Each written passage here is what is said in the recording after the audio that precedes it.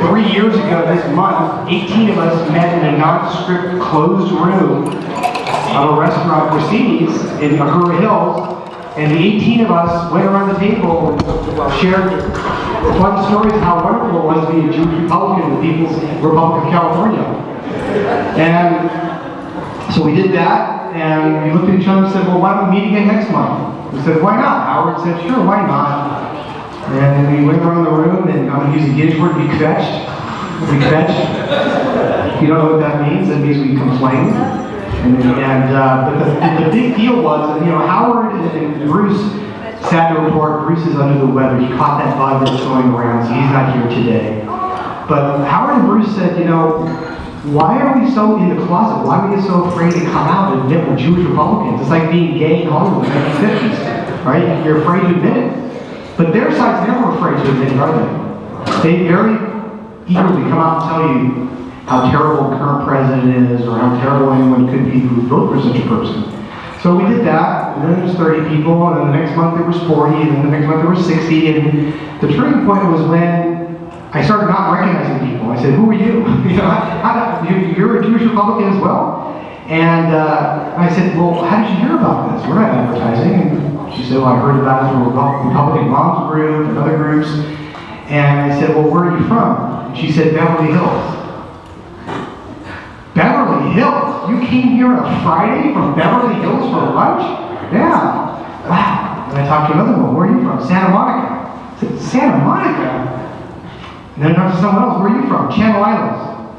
And I said, Howard, Bruce, something's going on here. I seem to have tapped into something. So one thing I'm very glad to share with you is a significant percent of the people that are members and attend are not Jewish. And we are thrilled with that because we share Judeo-Christian values. So if you're a Christian, Catholic, Mormon, atheist, it doesn't matter. And the reason I say that is I've had some people say, well, I'd love to come, but I can't. Why not? Well, I'm not Jewish. Well, it's the Jewish Republican Alliance, but anyone who shares the Judeo-Christian values and has a passion for American Israel, you're more than welcome to join us. And the other development that I'm also very excited about is over the years, more and more people come up to me and say, I really enjoyed this event. And I said, that's great. And they said, I'm a Democrat. I said, really? That's great. Or I'm an independent. So, independent, undeclared, Republican, Democrat. If you want to take a stand for American Israel, you're always welcome here. We love having you here. Before we get started, we'll do Judy has a couple of things to say on behalf of Bruce. So this is Judy Karasik. Thank you.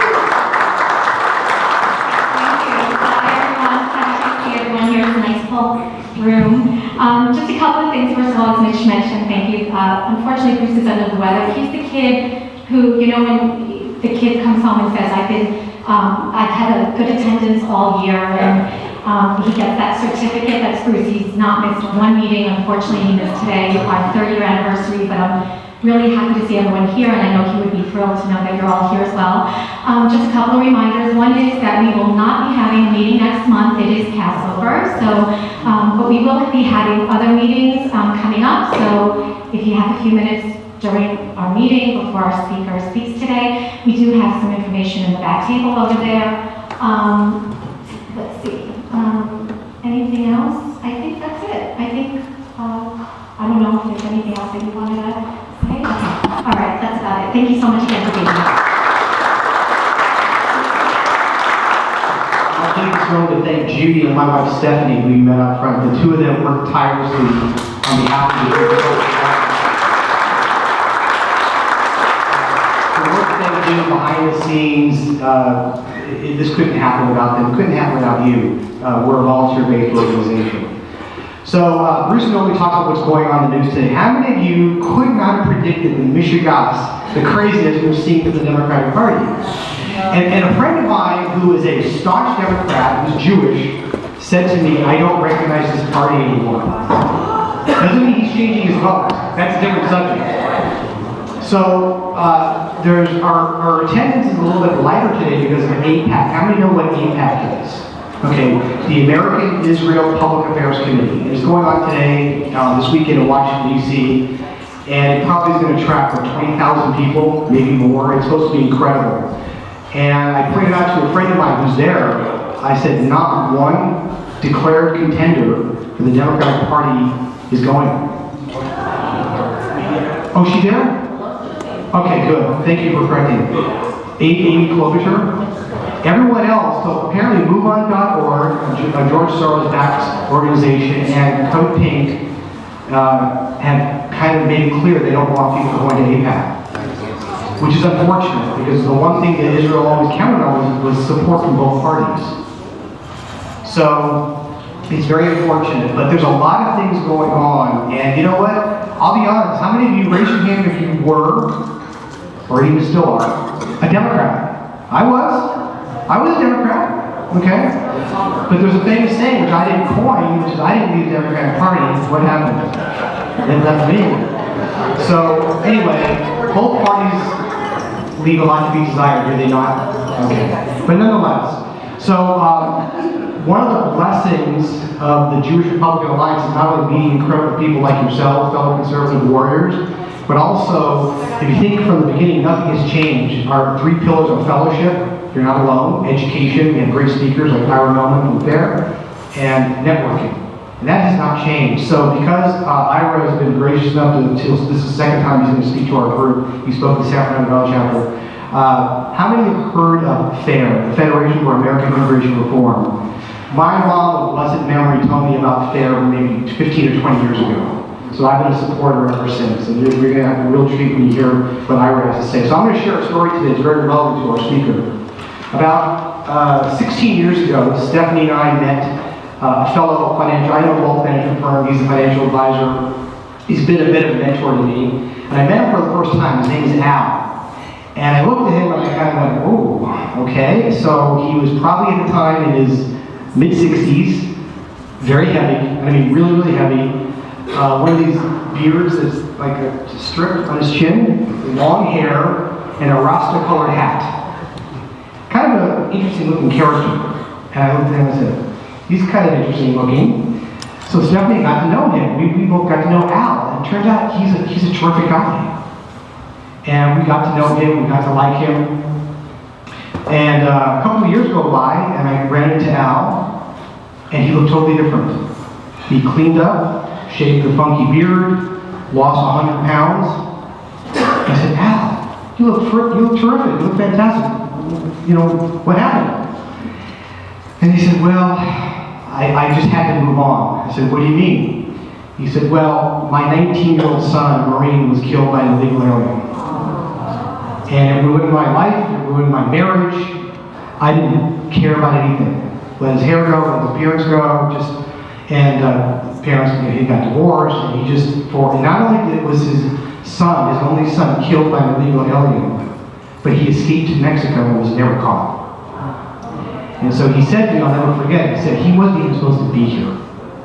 That guy wasn't supposed to be here. And his only son is gone. So I was very moved by that story, and I said, wow. And I think they have a name for those families. Is it angel families? Is that what they're called, angel families? So what I was going to talk about today is very real. And when they tell you, oh, it's a manufactured crisis, it is not a manufactured crisis. I've heard Ira speak. He is as nonpartisan as you can get because he's talking about the real issues. He's not a flamethrower, he's not name calling, but this is real. Has anyone else in the room been personally or know someone who's personally affected by illegal immigration? Anyone else? I can tell you on the lighter end, I was, you know how? I came down with the flu about 16 years ago, and it was so severe, for the only time in my life I said, Stephanie, take me to the hospital. And I waited at Los Robles Hospital for 8 hours, because the emergency room is filled with illegal aliens. Okay? They're not undocumented workers. That's like calling a drug dealer an undocumented pharmacist. Okay? They're illegal aliens, and does anyone have an issue with immigrants? I don't. And here's something I want to point out to you, because has anyone else had an argument with a friend who's, left of center? Right? So there's an old saying, don't wrestle with a pig. Why? You both get dirty, but the pig likes it. Okay? So if you're going to have a discussion, stay clean, stay above board, but have your facts straight. So here's something I wrote to letter to the editor, and this drives me crazy, and I know you're all aware of this. So a letter to the editors made some kind of comment that President Trump has made it clear he doesn't like immigrants. So I wrote a letter to the editor and I said, you left out a word. What was the word that they left out on purpose? Illegal. And I gave the example. I said, that's like saying policemen have a real issue with drivers. They really do. No, drunk drivers they have a problem with, not drivers. President Trump has no issue with immigrants. He actually is on a record saying he wants more, but he wants to come out legally, properly. So anyway, for those of you who are here for the first time, we've had just incredible speakers over the years. Last week we had, if anyone know who Bill Bill is? He's had over 100 million views on YouTube. He spoke to our Orange County chapter. Last month we had the Israel group, thanks to Joyce Sachs, Jack Salzberg. So every month we really strive to have superb speakers, and because these are all things that we care about, that we're all on the same team fighting to take a stand for America and Israel. So is the food's ready? So we're going to, before we do, for those of you that are Jewish, you know what the motzi is. For those of you that are not Jewish, it's a little prayer we do before over the challah with the bread. And I was going to lead us in the prayer. If you know it, you can be welcome to join us. If not, just come along. So.